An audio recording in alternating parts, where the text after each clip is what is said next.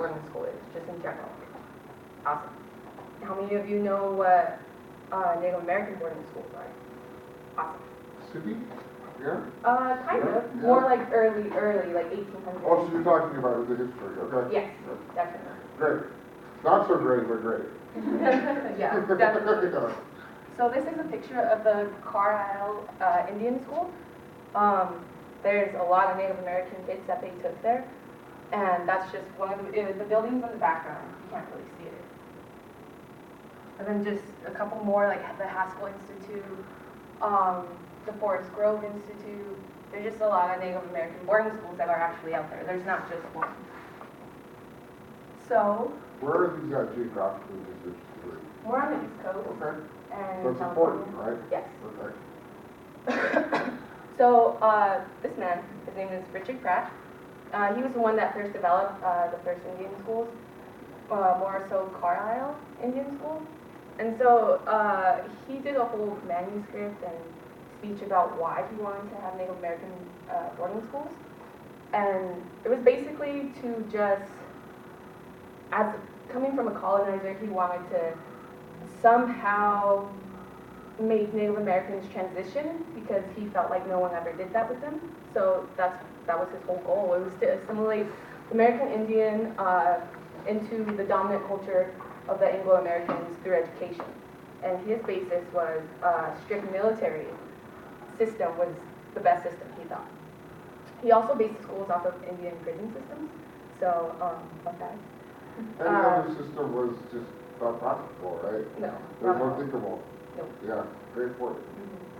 And so it began in the late 1800s and it continued oppressively through the 1920s, and it still is around today, but there was a big switch in Native American boarding schools.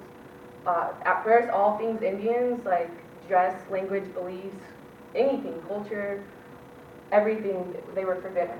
And this was literally his, what he said was why he wanted to do it this. Like, the only good Indian is a dead one. That all the Indian there is in the race should be dead. Kill the Indian in him and save the man.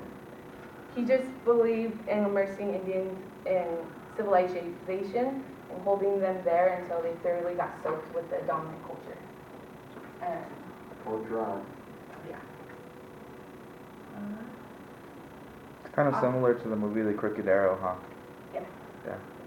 And so these are pictures of assimilation. So they were stripped of their culture.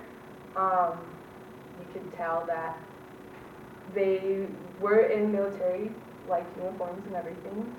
They made them cut their hair. Everyone had to cut their hair because that was a big significant thing of Native American culture is we grew our long hair out, and even Native American boys had long hair. And just everything, the regalia, everything. So there's a couple quotes that aren't shown. So this is a student's perspective of everything, an actual student who went there. One person said, actually, I forgot about my home.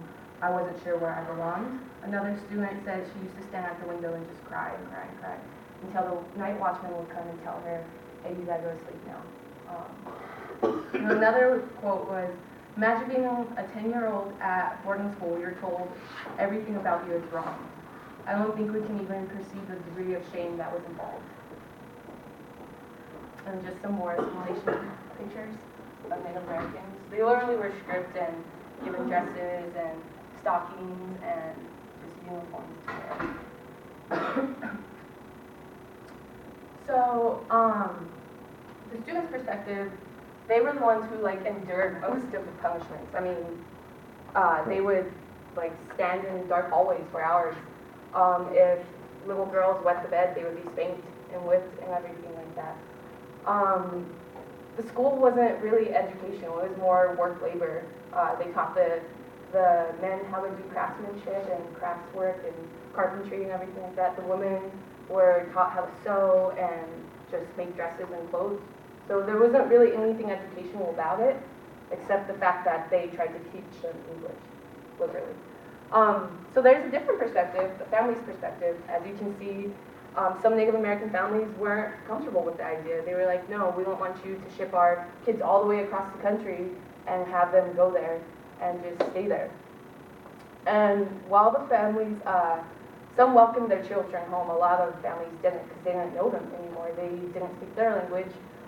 They couldn't communicate with them, so that left Native American students in a conflict between the Anglo-American culture and Native American culture.